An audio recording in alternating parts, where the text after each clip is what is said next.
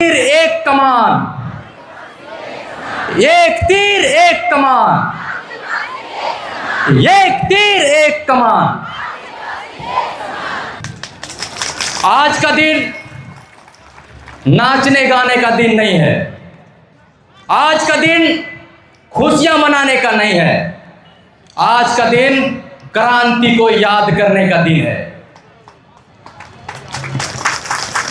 यह दिन हमारे पूर्वजों ने जो जो काम किए उसको याद करने का दिन है। आदिवासी संस्कृति कैसे बचे, आदिवासी का कल्चर कैसे बचे, आदिवासी का जल जंगल जमीन कैसे बचे, उसको याद करने का दिन है। लेकिन दुर्भाग्य की बात है, हमारे आदिवासी भाई बहन, हमारे नौजवान साथी सबको भूलते चले जा रहे हैं। आपके अंदर काबिलियत है। पहले कहा जाता था अगर एक बार आदिवासी को कोई ललकारने का काम करता था तो पहले डरता था कि ये आदिवासी है, इससे नहीं लड़ेंगे। लेकिन अभी स्थिति विपरीत चल रहा है। आप लोग के लिए एक शायरी है, थोड़ा सा लिख के लाए हैं। गरज उठे गगन सारा, गरज उठे गगन सारा, समुद्र छोड़े किनारा अपना, समुद्र छोड़े किनारा अपना, हिल जाएगा जग सारा जब गूंजेगा जय जोहार का नारा, जब गूंजेगा जय जोहार का नारा। मेरे नौजवान साथियों, मेरे आदिवासी माताओं बहनों, ये जो आप बैठे हैं ये जमीन, हम लोग का एकता नहीं रहने की वजह से आज ये जमीन भी खतरे में है। हम लोग युवा पीढ़ी हैं, हम लोगों को डर लगता है कहीं धीरे धीरे पूरा आदिवासी का अस्तित्व खत्म ना हो जाए। क्यों डर लगता है? आप लोग घूमते होंगे, यहां वहां जाते होंगे, एक बार रांची जाके देखिए, ऐसा लगता है, रांची जाइएगा तो ऐसा लगता है कि बाहरियों का पूरा साम्राज्य स्थापित हो गया। हुआ है कि नहीं? कौन कहां पर? पहले रांची की जनसंख्या, आदिवासियों की जनसंख्या 85% हुआ करती थी, लेकिन आज रांची में ऐसा लगता है कि कौन लोग आके भर गए, बाहरियों का साम्राज्य स्थापित हो गया। दुख की बात है कि नहीं है?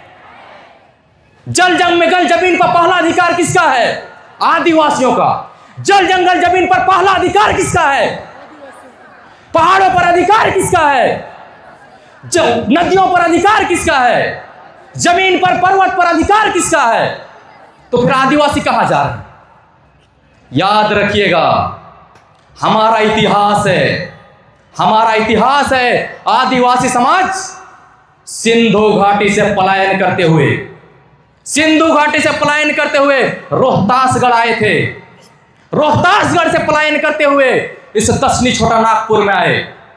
अगर यहां का जल जंगल जमीन खत्म हो जाएगा तो आप कहां जाइएगा? बंगाल के खाड़ी के अलावा दूसरा स्थान नहीं है। और बंगाल की खाड़ी में जमीन नहीं है, बंगाल की खाड़ी में समुंदर है। डूब मरने के अलावा दूसरा ऑप्शन नहीं है। यह बात याद रखिएगा।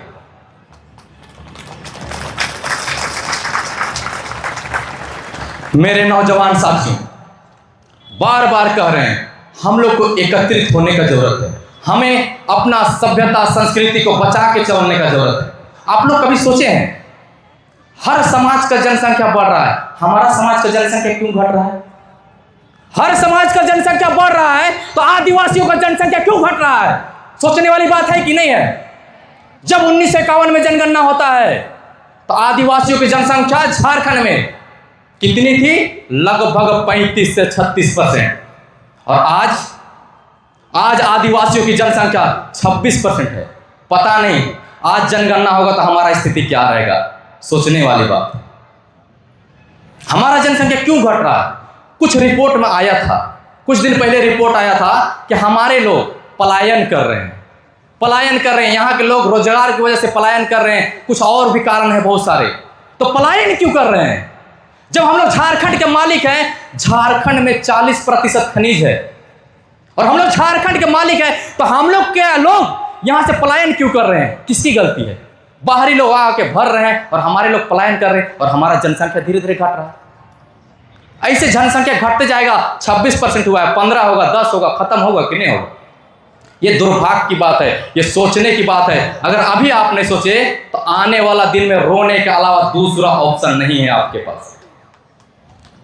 और एक चीज ये भी कहना चाहते हैं, बहुत युवा साथियों को लग रहा होगा, बहुतों को लग रहा होगा, अरे क्या दिक्कत है भाई, चला हमार जगह तो जल जंगल जमीन है, ये है, हम क्या करबो, कौन उमर विचार हो सही जाते। याद रखिएगा, अगर आपको डर नहीं लग रहा है तो एक बार गुलगुलिया लोग, जो घुमंतु लोग होते हैं, जिनके पास घर नहीं है, जिनके पास जमीन नहीं है, उनसे जाके पूछिएगा कि आपका स्थिति क्या है। सरकार वहां पर घर बनाते हैं, छोटा सा कुड़िया, उसके बाद वहां से जब उसको हटाया जाता है तो वहां जाके वहां छपरी बनाते हैं, वहां से छपरी को हटाया जाता है, वहां दर दर भटकने के अलावा दूसरा ऑप्शन नहीं रहता है कि नहीं। आप लोग सब सौभाग्यशाली हैं कि आपके पास जमीन है, आपके पास खुद का घर है, खुद का खेती है, खुद का सब कुछ है। आप एक हिसाब से कहा जाए झारखंड के रीढ़ की हड्डी है, अपना जल जंगल जमीन को बचा के रखिए। साथ में मैं ये भी कहना चाहता हूं, हमारा झारखंड, हमारे आदिवासी भाई बहन, आप लोग नशा पान से इतना ज्यादा पीड़ित हैं कि कभी कभी डर लगता है। आपको मेरे नौजवान साथियों, आप लोग सुनिएगा, आपको नशा पान करा के मानसिक और शारीरिक रूप से कमजोर किया जा रहा है। मानसिक और शारीरिक रूप से कमजोर क्यों किया जा रहा है? क्योंकि आपके संपत्ति पे सबका नजर है। आदिवासियों का चेहरा और शक्ल बहुत अच्छा नहीं होता है। अगर आपसे कोई बहुत अच्छा से बात कर रहा है, बहुत अच्छा से कुछ करने का बात कर रहा है, तो समझिए कि आपके जमीन के ऊपर, आपके संपत्ति के ऊपर नजर है। आपके भलाई के लिए कोई नहीं करता है, सब बगुला की तरह नजर बना के पड़े हुए हैं कि कब ये लोग का जल जंगल जमीन को छीटा जाए।